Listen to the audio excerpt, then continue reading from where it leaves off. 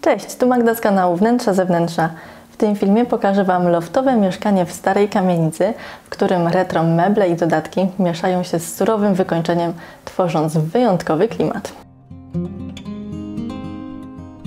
Cześć, nazywam się Tomasz Pułas i zaprosiłem Magdę wraz z ekipą na house tour po swoim mieszkaniu. Przy współpracy z funkcją formy udało się uzyskać taki efekt, jaki za chwileczkę zobaczycie. My razem współpracowaliśmy z Olą 3 lata, aby uzyskać taki efekt, dlatego że niektóre elementy w tym mieszkaniu nie dało się kupić od ręki. To były elementy, które zdobywaliśmy długie lata. No może nie aż tak długie, ale 3 lata to myślę, że jest taki dosyć długi projekt. Głównie buszowaliśmy po OLX-ie.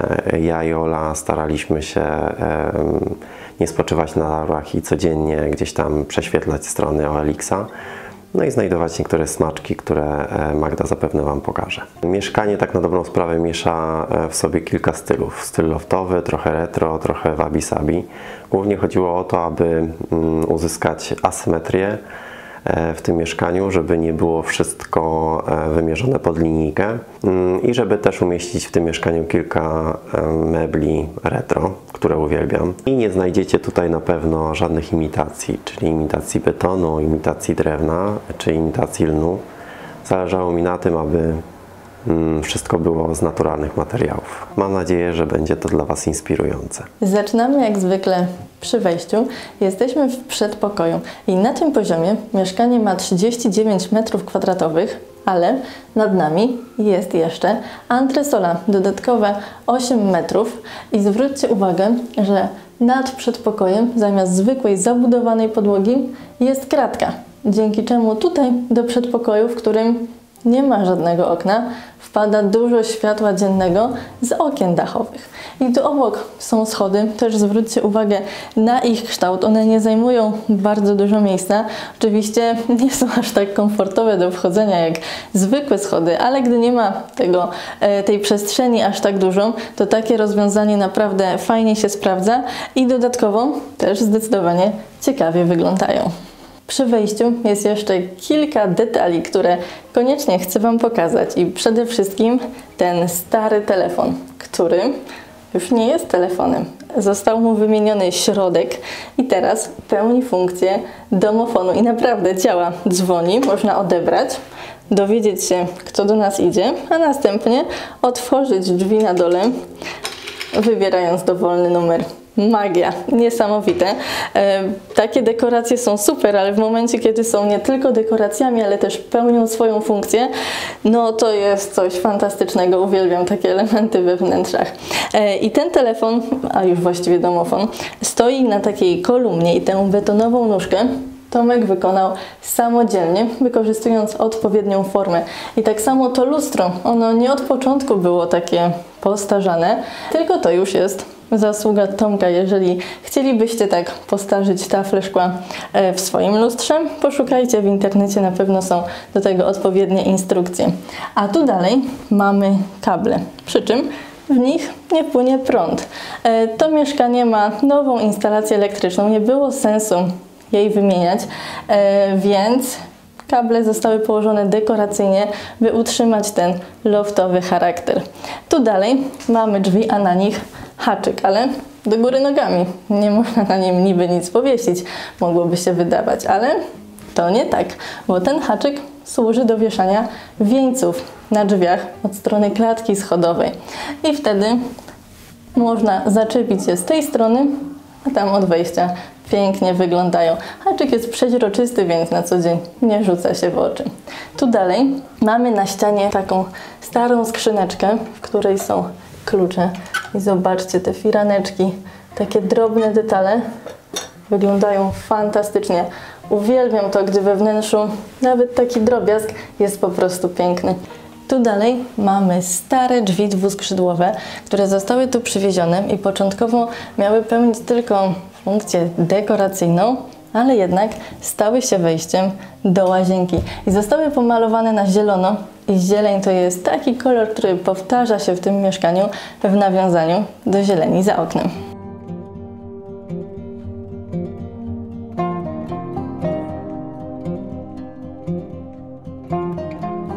Mieszkanie ma układ amfiladowy i z kuchni możemy przejść do salonu, a z salonu do sypialni.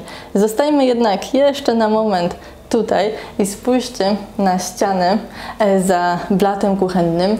Są tu takie duże lustra, ale one są takie przydymione i to nie tylko fajnie wygląda, ale też ma świetne zastosowanie praktyczne, bo po prostu jak się pobrudzą, jak je niedokładnie umyjemy, to tego nie widać tak bardzo jak na tych tradycyjnych taflach.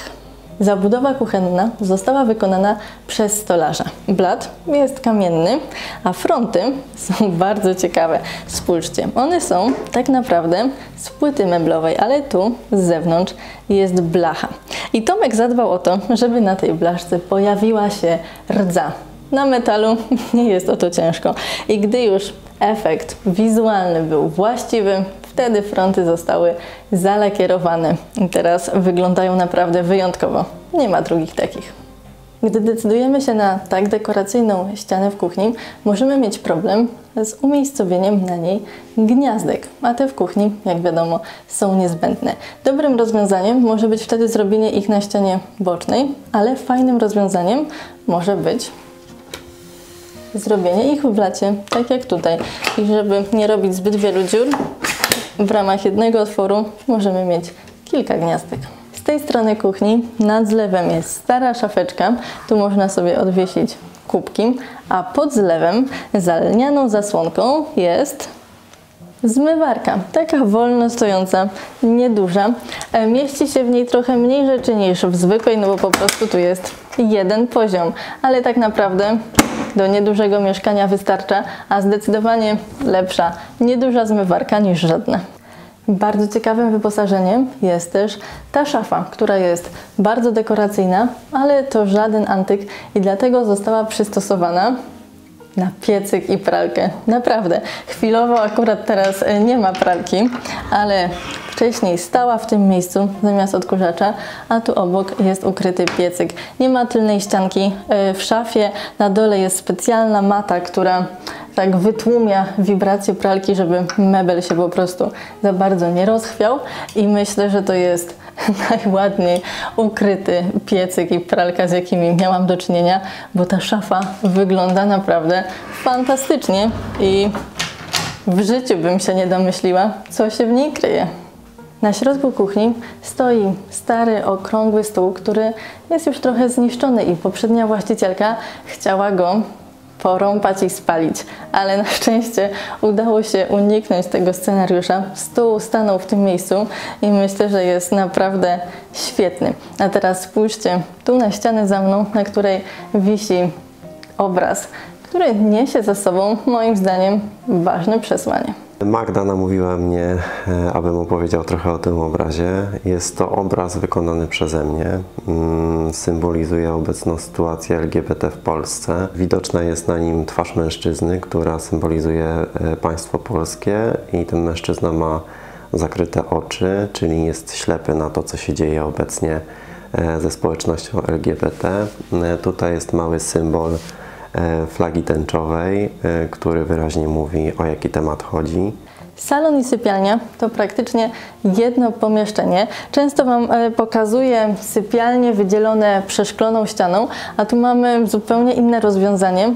Zamiast przeszklenia jest taka metalowa kratka i każdy z tych paneli możemy sobie obracać właściwie w dowolny sposób, a jeżeli chcemy się wydzielić od tamtej części, możemy zasłonić zasłony, które są zarówno z tej strony, jak i tu od okna i oczywiście mogą też zasłonić okno, ale możemy je też przeciągnąć na tę stronę i zasłony zostały tak wymierzone, żeby można było tutaj zasłonić całą sypialnię. Na tej ścianie została odkryta cegła, więc widać, że to jest faktycznie stary budynek, nie żadna imitacja. I jest to również biokominek, który daje bardzo przyjemny klimat, szczególnie w długie jesienne wieczory. A na tej ścianie nie ma telewizora, ale można wyświetlić film z rzutnika. Mam kilka elementów ulubionych w tym mieszkaniu. Jednym z nich jest zdecydowanie ta szafka, która pochodzi ze starego łódzkiego kina. Właściciel, który odkupił to kino i postanowił go reaktywować, niestety poległ. W związku z tym zaczął wyprzedawać właśnie tego typu meble. Zdobyła go moja projektantka, buszując na OLX-ie. Być może jest to mało praktyczny mebel, ale myślę, że przepiękny i nietuzinkowy. Dawniej służyła ta szafka do tego, aby przechowywać szpule. Proszę bardzo. Tak to wygląda. Bardzo lubię ją. Taki mój biały kruk w tym mieszkaniu. Podobno są 2 sztuki w Polsce, tak twierdzi były właściciel tej szafki. Te stoliki zostały wykonane przez tatę Tomka. To są po prostu sklejone ze sobą pięki. I jak się pewnie domyślacie, są bardzo ciężkie. Dlatego od spodu zostały zamontowane kółka, by można je było przestawiać. Kolejnymi elementami ulubionymi moim w tym mieszkaniu są fotel kierowski, który jest, myślę, znany wielu osobom. Przy kupowaniu i powstawaniu tego fotela w tej formie, jakiej teraz widzicie, brała udział prawie cała moja rodzina. Moja siostra wyhaczyła go w sieci, ja go kupiłem. Mój tata szlifował ręcznie elementy drewniane, a ja zawiozłem te elementy do tapicera. Myślę, że fajnie wyszło, bardzo go lubię, zwłaszcza mój kot, który zrobił sobie z niego legowisko, i dywan, który pochodzi z pracowni, która zajmuje się zdobywaniem takich skór z krów, które odeszły śmiercią naturalną, czyli to nie jest jakiś tam, nie pochodzi skóra z uboju, tylko właśnie z takiego źródła. Nigdy nie chciałem, aby tego typu elementy, właśnie jakieś skóry zwierzęce pojawiały się w tym mieszkaniu, natomiast ten argument mnie przekonał do tego, żeby jednak zakupić taką skórę. Myślę, że to jest bardzo fajny też element ozdobny. W sypialni poza łóżkiem znalazła się też szafa, stara, metalowa, taka pancerna, bardzo ciężka, więc nie było łatwo ją tutaj przetransportować. I tu jeszcze jest miejsce do ćwiczeń. Funkcję stolika nocnego pełni walizka i stara skrzynka na amunicję. Ściana za łóżkiem jest bardzo nierówna i to już robota Tomka, który specjalnie młotkiem ją nakuwał, tak żeby uzyskać właśnie taki efekt, a następnie rozwodnioną farbą zostały zrobione zacieki. Łazienka, tak jak całe mieszkanie, jest w surowym klimacie i tu mamy odkrytą cegłę, tutaj taki nierówny tynk. I jak to się sprawdza przy prysznicu? Otóż wszystkie ściany w łazience zostały pokryte takim specjalnym preparatem, takie płytki w sprayu, które sprawia, że woda bez problemu po tych ścianach spływa. I jak widzicie, już 3 lata, a to się dobrze sprawdza i ściana wciąż wygląda świetnie.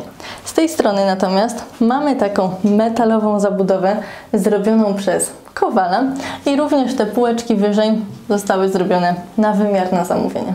Z tej strony jest czarna ceramika, umywalka stoi na stoliku po starej maszynie do szycia i zwróćcie uwagę, jak została zamontowana bateria i też jak wybrana.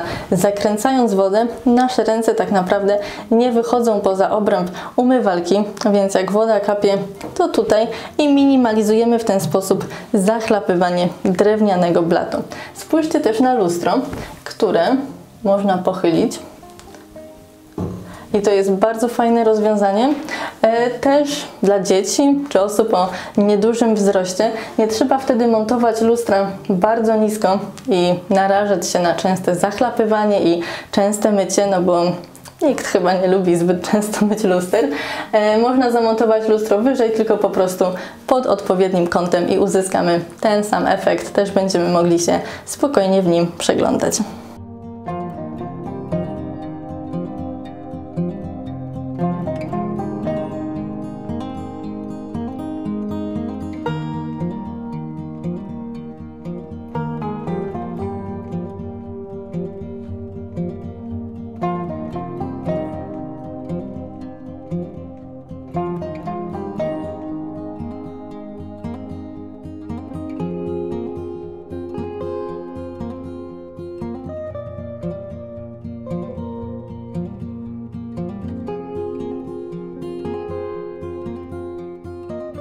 No i to wszystko chyba, co?